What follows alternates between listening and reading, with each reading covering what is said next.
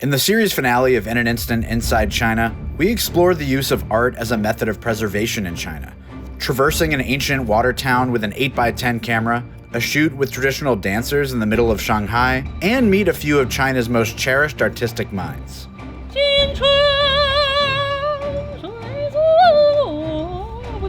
All that and more on In an Instant Inside China. The experience we've had in China of continuously shooting people, places, and things for every consumable second of every day has made our experience undeniably electric. We're here to shoot this docu-series and to spend time with new friends with cool hair. But I'm also here to take photographs and preserve something meaningful about this experience and what I'm encountering in stills. That is no uncertain challenge under the breakneck pace of this schedule. But my wish to take a breath of fresh air was about to come true.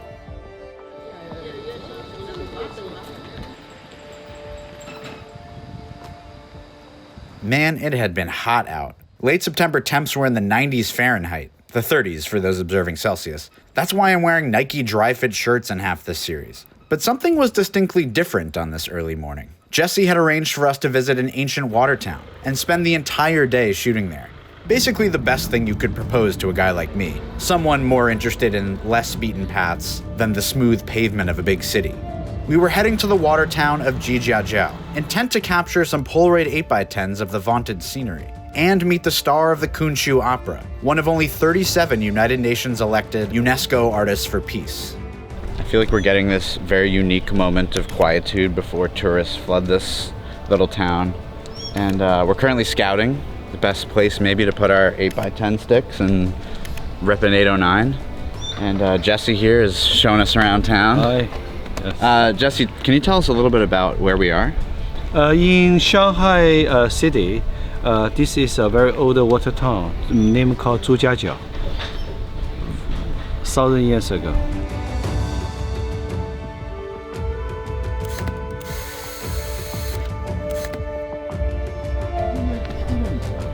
Trying to find our frame right now. It's interesting. It's like theoretically everything is beautiful, but you have to be very intentional about your foreground. You know, we're planting a lot of heavy equipment around, so right now we're like kind of taking some iPhone photos to do some pre-pro and see where we might want to put the 8x10, what kind of lensing we might want to use. Do we want to go super wide? Do we want to compress the image more? We have options, but you know, we're just putting boots on the ground right now and trying to be intentional. With as much scrutiny as I could muster while moving quickly to beat the tourist rush, we narrowed down a spot and endeavored in the process of bringing the gear over. Jesse insisted we bring everything, processor included, and that he handle the cart along with his assistant Wei, who never understood a word I said, but sometimes we exchanged a smile and that told me he was okay. He didn't smile as much after doing this. Opening a box of 8x10 in an ancient Chinese water town was not on my bucket list last year. But, or I guess my bingo card, but now it's definitely checked off. We've got a box filled with 809 and traditional Polaroid color. Part of the challenge of this whole thing is like budgeting the film, figuring out when do I want to use the 809, which is rare and expensive, when do I want to use the Polaroid traditional color, which is also rare and expensive, but at least is currently made. So, you know, we've come to this very special place. I think it's time to rip an 809, so that's what we're about to do with these boats in the foreground, this legendary bridge in the background, and our kind friends bringing a lot of heavy equipment in a cart for us. So across multiple bridges. Yeah, so it's time to rip. The camera is a China brand camera. Moonyu. Interesting spelling. Moonyu. My friend called Mr. Lao Han. He rented the camera to Ben. Wow. Free one? You can use it? I can't believe my lens boards work on this. Right now, I'm trying to fit everything in this scene in the most perfect way I can for my taste. I'm trying to not have elements overlap in strange ways. There's a lot going on here, and I want the frame to be digestible. And the other element is we're shooting 8x10. We're shooting a foreground element that is quite far from the background. So in order to circumvent the focus issue that results from that, we're using some front tilt, which basically is faking the focus plane being deeper The other aspect of this is that, yeah, I would normally maybe stop down a lot for this and use a slow shutter speed, but the boats are moving, so we can't do that. Otherwise the boat will be really shaky. The bridge obviously isn't moving. So I'm trying to find this like middle ground of trying to get as much in focus as possible without getting any motion blur and choosing the shutter speed based on that. So it's kind of complicated, but that's what you sign up for with large format and a frame of this size. But I think I found it. So I think we're ready to go, which is kind of exciting. So right now I'm switching lenses. This is a scene where I need more compression. The last scene we shot was with the wide angle lens. And this is not really a wide angle scene so much because I want to make sure you can really discern the boat and the clothes on the hang dryer. And so we're gonna go 300 mil on this. This lens is equivalent to about a 50 mil. So if you can like picture that in 35 millimeter terms. There are some people kind of wandering around. I'm not necessarily opposed to that. If there's someone watering the plants, hopefully she comes back out. I'm using a bit of swing here, speaking of lens movements, which is what 8x10 is all about. Because although everyone loves shallow depth of field, when you're shooting architecture and stuff like this, you don't necessarily always want shallow depth of field. You kind of want more stuff in focus. And with an 8x10 frame, you can see so much more, and you don't want it to just be a blurry mess. It's kind of cool to see stuff. So that's what we're trying to achieve here. I think we have it. So at this point, I'm gonna load and then probably just look and wait for like the perfect instant to take the photo in an instant. Of course, hashtag branded content. I'm gonna meter now with my phone because that's what we do in the 21st century. Nice. Getting better at counting. We love it. Still. We gotta get 4 and 5 next. Yeah, shu, Se, se, wu, se, wu. wu. Yeah. S-I, Su, Se, se, wu. wu. Yeah. Alright. With tourists now flooding into Zhujiajiao, our efforts to take a couple more shots were met with traffic. But everyone always respected my space, and the occasional police officer didn't seem particularly plussed. I didn't know they were chill like that. Thank you. Oh, multiple boats. Even better. Pre-focus that stare right there, so I'm just waiting for them to pass that. You shooting really shallow? Yeah, pretty shallow. Oh, okay. Nice. Another one. All right, that's all 4. Okay, we are about to process our 8x10 film that we just shot along the Tianpu River, right next to the river, which is crazy. Luckily, this tea room has allowed us to do this because we're crazy Americans or whatever. Wow, this is really crazy. Is this on? How many do we have? How many? We have 4 sheets that we're gonna process. 2 peels, 2 traditional 8x10s. 1 sandwich complete. We'll let that cook. Wait a second. Yeah, we'll wait, clean the rollers, process a 600 version. That way we're making the best use of our time. Have you ever set up like this before, in a location like this to process? Oh no, never. This is my first time. Really, I tell you, I never bring the Polaroid out. Yeah. Outdoor. I always indoor. I'm indoor photographer. Good looking. Wow. It's very green, as you can see, but we're sort of shooting it for those properties. And the slightest bit of red in her skin tone is visible, which is kind of cool. And why is it so green? How old is this? This expired about 25 years ago. So, you know, you get what you get with this, but we have full spread. And it's very atmospheric. We can smell it. Oh my God. Sniff it. That's crazy. Wow. Damn. Waiting for the exact right moment. This still has to cook for another 5 minutes, but we got our guy in focus here. Switched to the 640 speed film on this because the light was pretty limited. Whereas the other film we were shooting, we had to shoot it at ASA 50, which would have been a shutter speed where this would have been completely blurry because he was moving.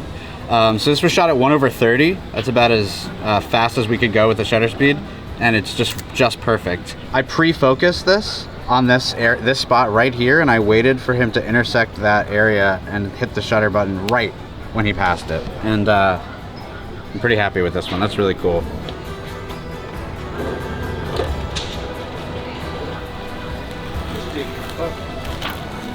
Wow. We might be, well, we don't know if we're 4 for 4 yet. We're at least 3 for 4 on these. which is what you hope for when you're using something really expensive. Only buy from friends who want to give you deals. Right, Jesse? By me? I haven't. Perfect. We got both boats. We got some people walking in the distance. Our out of focus tree is like a beautiful bouquet. And the temperature today is, you're probably going to get like the best results out of this weather. Yeah. Yeah, look at that guy doing Kunqu on the boat. Oh my god. He's doing, wow, he's moving the boat with his martial arts. After we finished processing the film, I was whisked away to meet a journalist named Gary, who wanted to interview me for Elite Magazine, a lifestyle publication that profiles artists from all over the world and prints for Chinese language audiences. Gary wanted to start the interview on the water, a good a place as any, I assume. He recorded everything with a DJI Osmo, which became almost like a second character in the day ahead.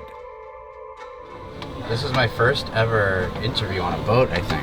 Oh, Yeah, first time I've ever been interviewed on a vessel. it's also my honor. Great. It's my first time to interview. Oh, on the boat? Oh, okay. Yeah, on the Well, boat. there we go. It's That's first time for also my everything. First time for everything. Yeah, yeah. It's been a blast. It's been amazing. And this is my favorite day so far here in this Wow. water town.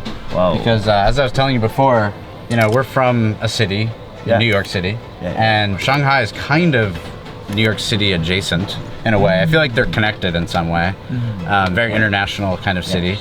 And so to be in a place like this, it feels particularly special, different, sort of what I kind of hoped to see when I came to China.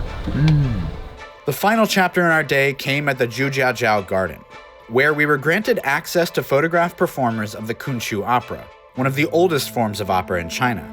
While as photographers we can preserve a piece of history with the snap of a shutter, the performers of this opera are maintaining something visually and sonically that predated recorded technology, and its key preservationist is the Prince of Kunqu, Zhang. 好，你好 Ben，欢迎来到中国园林牡丹亭。 I assume that was a positive. 就是我一直有一个梦想，昆曲在它最繁盛的时候，就是在花园里面把这个故事演出来，那是400年前的，这个昆曲存在的样貌。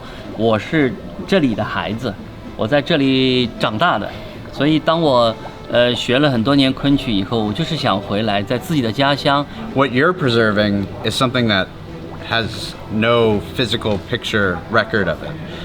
So I'm curious how preservation plays into your passion for this. 我发现中国的古人非常的了不得，因为园林就是大河、大江、大山，它的一个浓缩版，所以这个仿佛浓缩的每一样东西，台阶啊、水啊、亭子啊、树啊，每一个被浓缩的部分，它都是一个摄影作品。它是很实在的，就是说，你看亭子就是亭子，水就是水，石头就是石头，但是，你看水会风吹了以后会荡漾起来，它的实在的形象就会变得不实在，这是中国哲学里面非常了不得的地方，就是说，所谓叫大象无形，大音希声，最极致的东西，因为很满而没有。但是因为没有，就会看到所有的东西。我觉得这就是我自己理解的，在园林里面做中国戏剧、做中国昆曲的，一个最重要的风格的把握。Nice. Remember, folks, money is points. It's not real.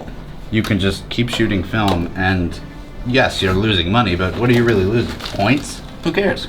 Do you want to show us all the film you just shot? No. Yeah, I guess I do. I love the attitude. It's just the last 10 minutes. 正常表演，但是你这样，你做出一个动作之后，因为我们是一个机械相机，你就不能动，就是说你如果是这样，就这样了。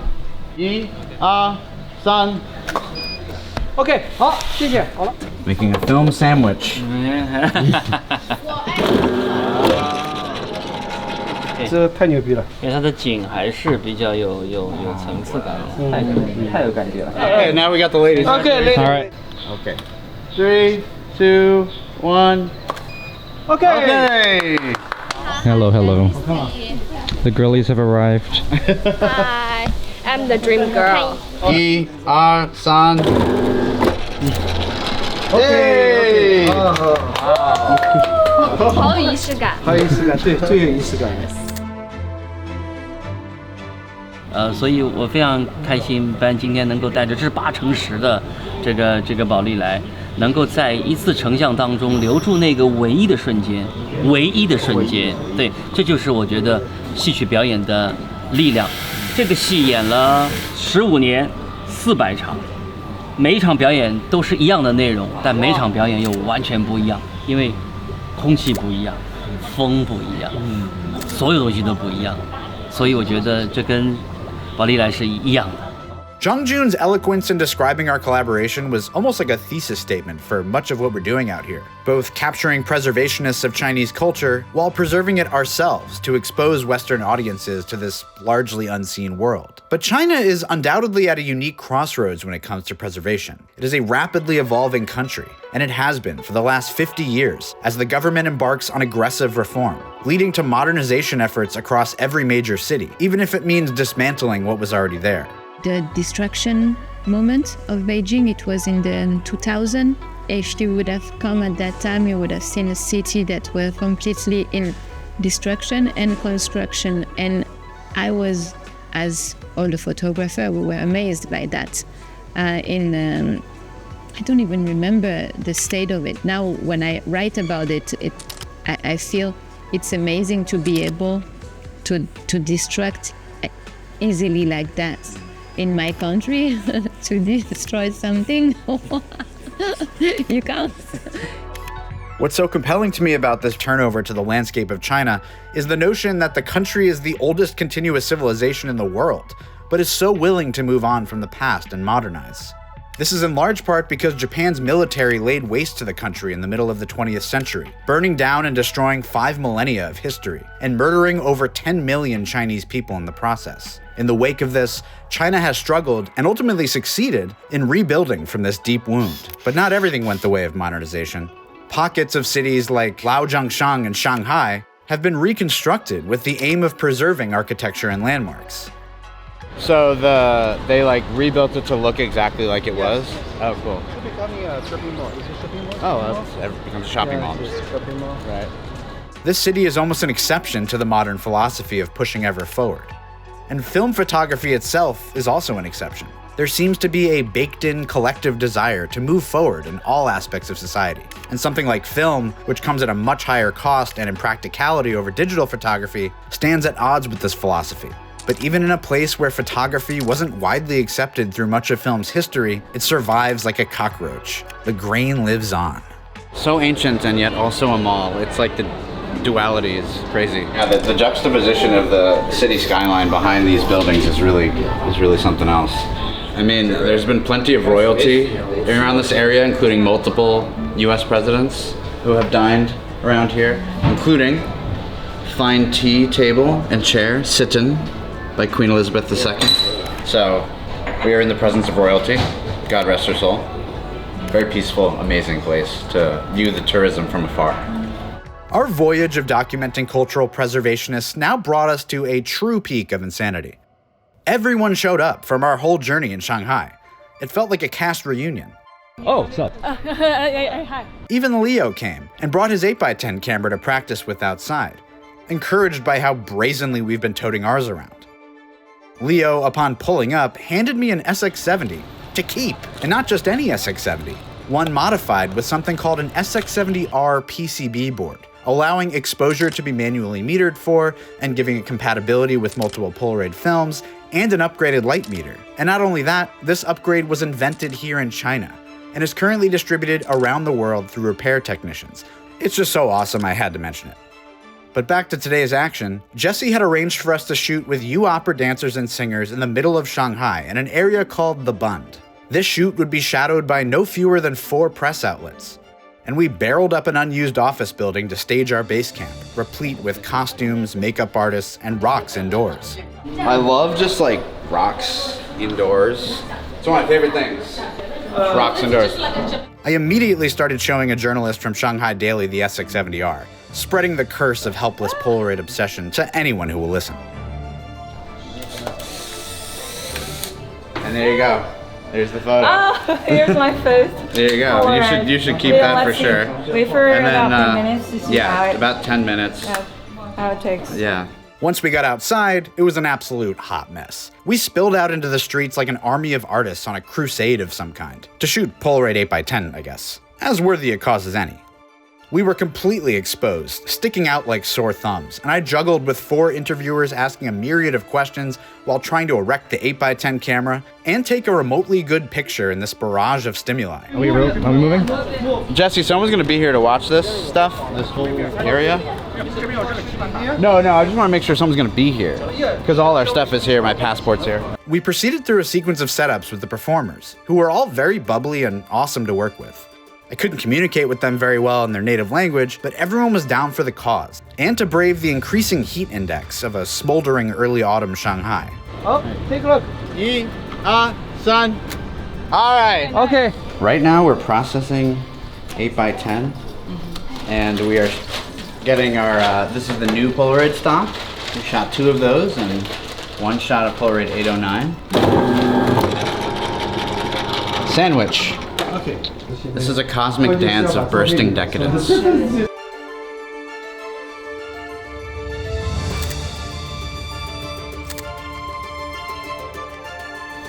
Wow. It's amazing. Wow. Yeah, Miss. Oh, wow.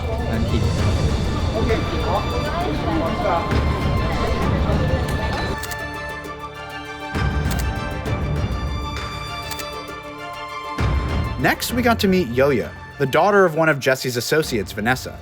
At only 14 years old, she's been training intensely in the complex Yue Opera art form.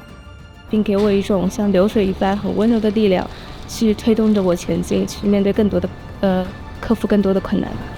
而我今天来的话是表演，是水袖，就是甩水袖花，长水袖，可能会有一些，可能会给人一种就是柔和的力量。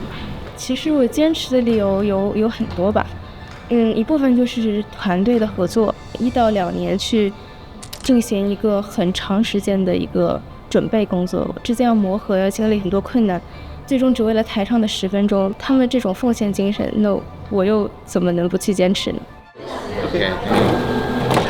Okay, good. Oh, Wow, it really is nice. I love it very much. Yeah. That's killer. The contrast is really so nice. contrasting. Yeah, this like really helps her stand out against that. Instagram will love this. I wasn't expecting that reaction. Oh, wow.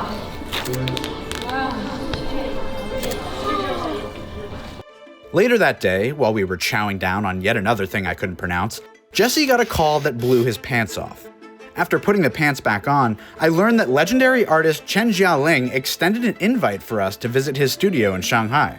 I imagined we'd walk into a quaint space where he does his work, but instead it was a massive complex of buildings, both exhibiting his work and facilitating he and his son's large-scale art fabrications.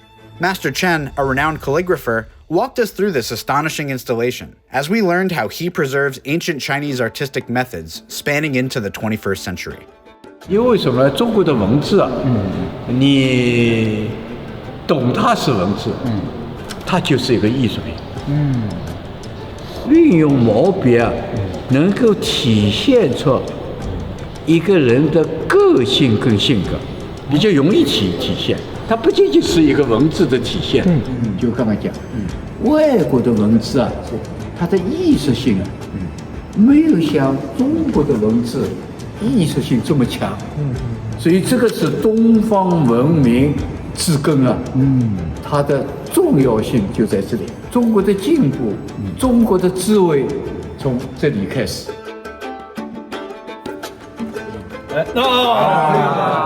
对嘛，伊也是刚刚一阵也是出来，越来越好，慢慢出来。哎，这个好哎。哇，好的。这呢，我们叫那个保利来给你的瑕疵，也是给你的惊喜。就讲因为它总归有点瑕疵啊，它的最大的优势呢。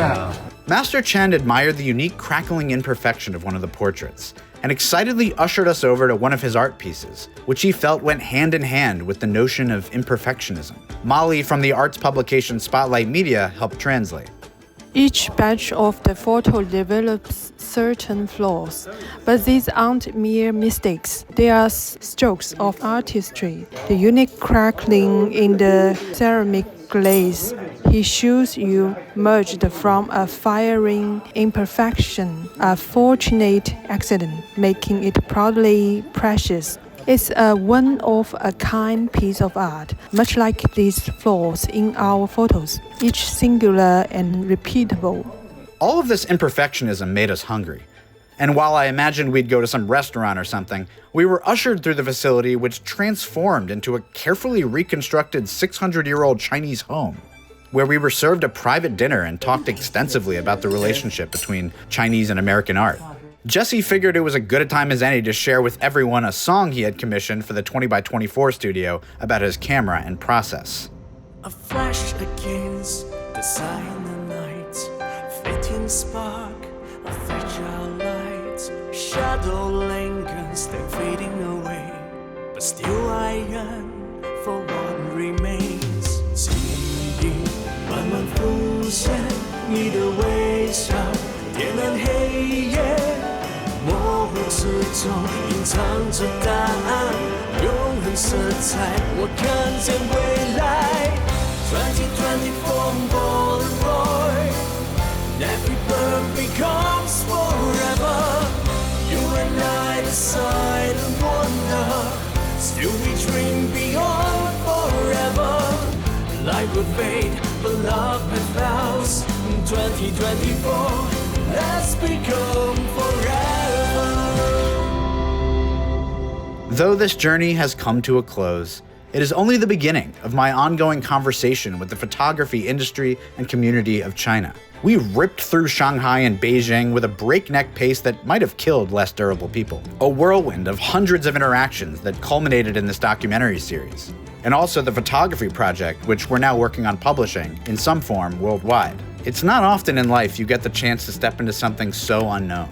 And as a photographer and director, I hope this project sheds some light where it hasn't shined before. There's so much more to see, as we only visited 2 cities within the thriving multiplex of analog hotbeds here.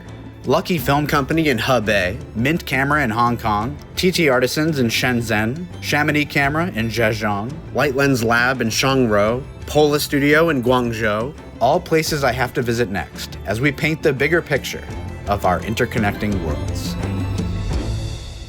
谢谢 Ben 可以跟我一起来用他的这个宝丽来记录我们这样的空间里面的表演。借着他的作品，欢迎大家来到上海，来到朱家角，更来到中国，感受到我们的美妙。